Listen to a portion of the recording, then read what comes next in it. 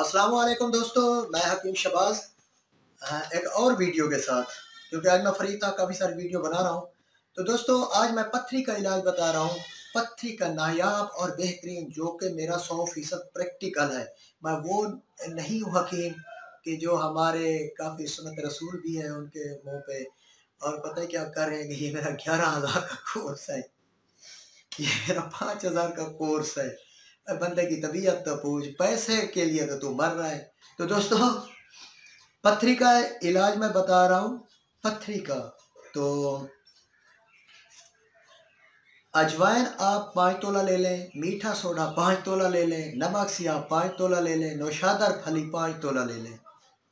इनको पीस कर सफ़ूफ बना लें, एक शीशी में बंद कर लें। बड़ों के लिए आधी चम्मच रात को पानी के साथ खाने के बाद, छोटी आधी चम्मच चाय वाली, और सुबह भी नाश्ते के बाद पानी के साथ छोटी चम्मच दें। 3 दिन में पथरी आपकी रेजा रेजा होकर निकल जाएगी। तो बच्चों के लिए 2 चूटियाँ सुबह और शाम इसी तरह पानी के साथ खाने के बाद दें। इंशाअल्लाह ताला आपका पथरी का कलह कमा हो जाएगा। Thanks for watching.